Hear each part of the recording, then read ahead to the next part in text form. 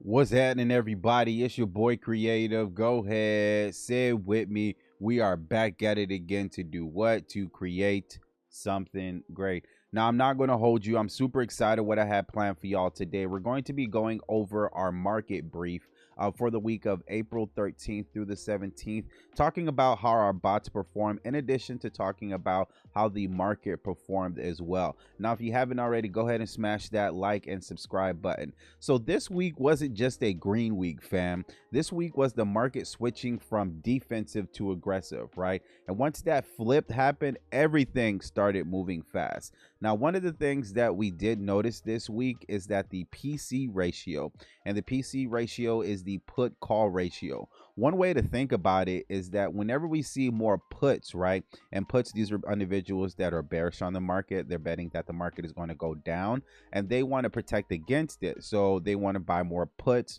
i.e. insurance, right?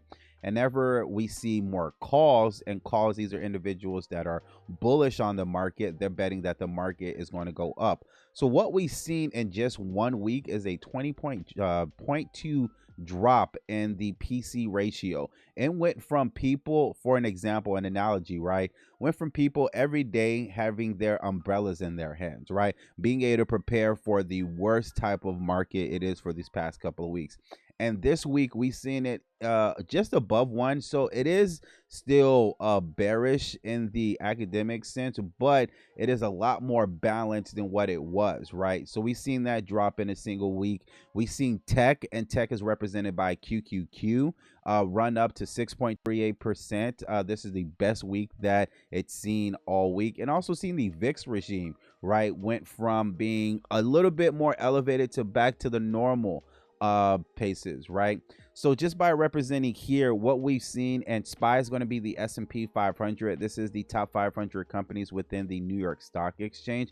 And as we can see, from Monday through Friday, right, it was a green week. One of the things that we did see happen this week was for SPY. SPY did test the 700 level and was able to manage and maintain that, right? So there was a couple of days, especially Friday the 18th, it's Friday the 17th, excuse me, 2026, we saw SPY gap up a couple of dollars, and it was a bullish day all day.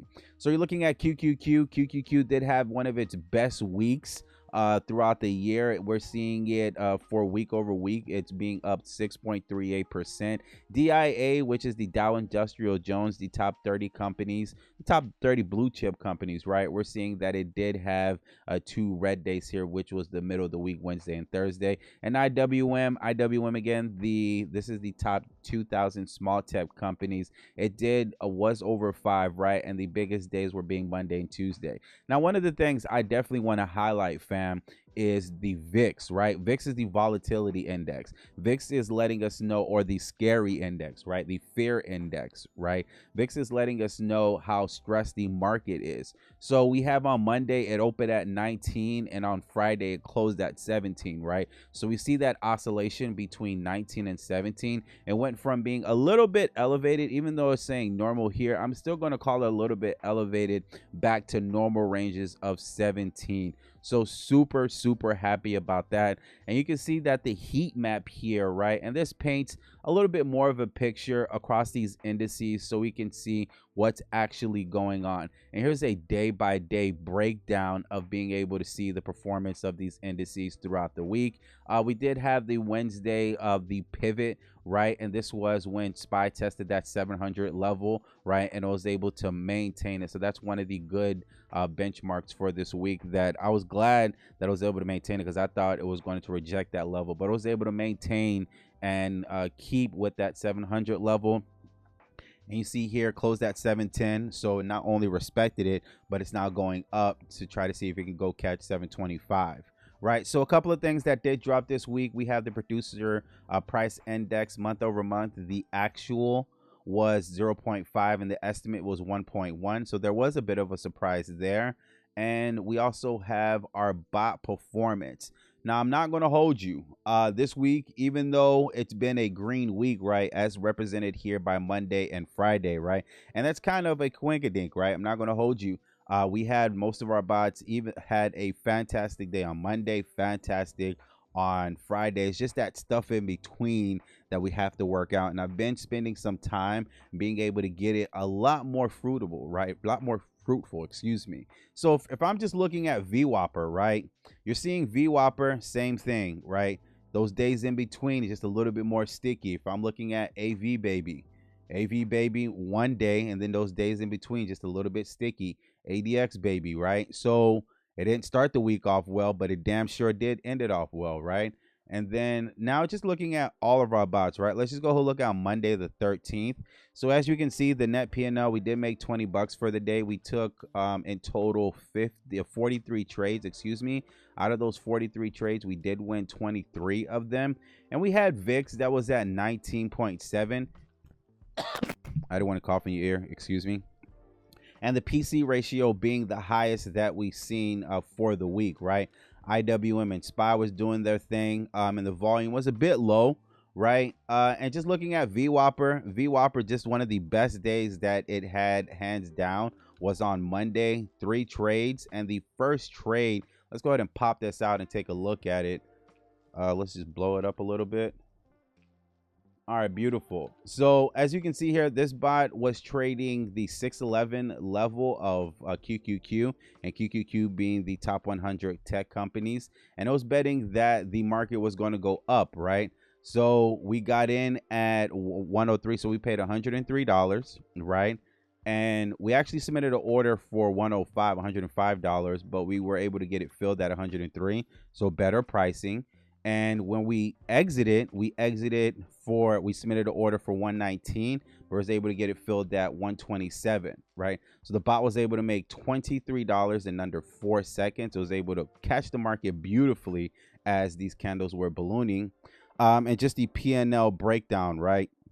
So as you can see, even though PC was about 1.23, right? So puts were a little bit more hellish. The bears were a little bit more in control of the market, but we're able to catch a bullish momentum here with this SPY. So that's one of the great trades about it. But it did have a trade that it didn't work out so well. Let's just go ahead and pull that one out. And this one was a put. This is how ironic, right? So the market, the PC at the time was 1.2, right? In it for 1 second, kind of almost got faked out. So we got in at 88, got out at 86. So almost a bit faked out here. And that's one of the things that I was working on to be able to make sure that this bot is like as profitable as possible, right? So let's look at some of the trades that didn't work out, right? So bruh, I got it. And you're going to see something here. So bruh, I got it, 4 trades. So this looks like possibly a little bit of over trading. Looks like I probably had to restart the bot. It did bet QQQ put. So that one did work out. But the one that didn't work out, how ironic, right? Then it had a big loss here, right? Held it for a little bit too long, had a big loss. The market gapped, and we was able to see that. And let's go to Wednesday, being able to see some of the performance. So you can see how funny, right? Bro, I got it. Went from losing money from 4 trades, 50% down, to going to Wednesday. Now it's one of the leaders, right? One of the best days, right? 75%. Had 1 trade, made $33 back. So almost was able to make, it made that money, that $30 that it lost.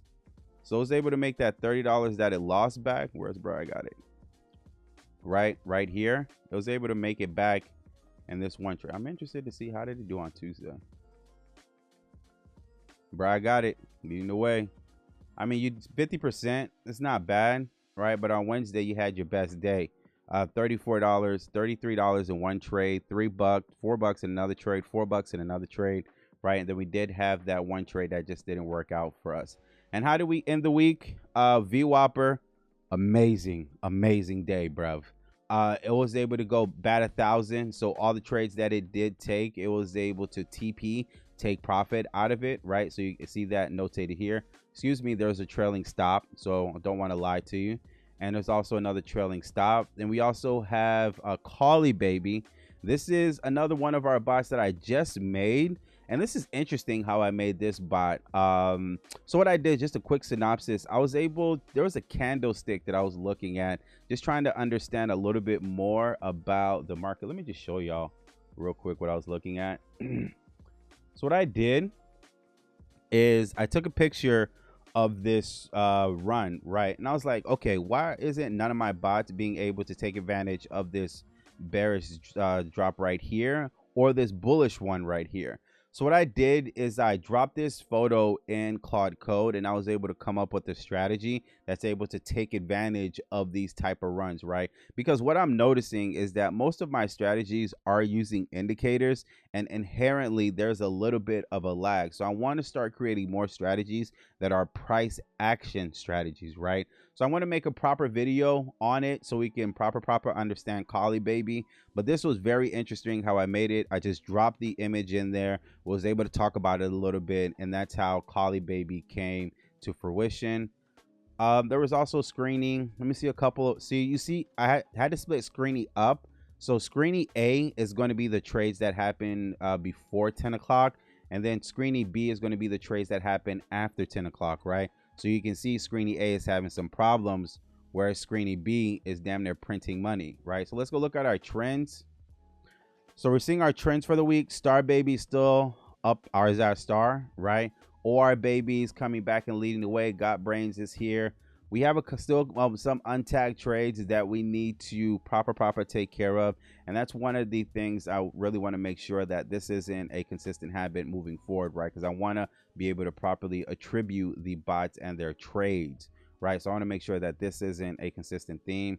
Rest baby, it's resting, right? Retest baby, excuse me. It's not really testing the market the way I wanted to. There's a couple of things that we had to update here, and there's a couple other bots that are trending downwards that we just had to stop.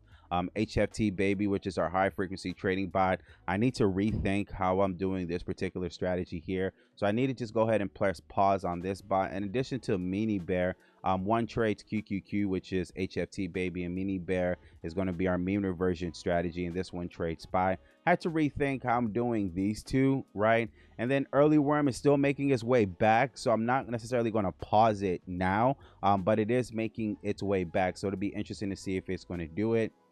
Then we also have Screeny A. We talked about that. ORBaby is just another bot that I created. Again, another video is going to be dropping on that soon, so y'all can proper understand them. And then we also have our Momentum Lab. This is our stock screener that I'm running as well, in addition to running algo bots. So as you can see, there's a couple of red, there's a couple of green, right?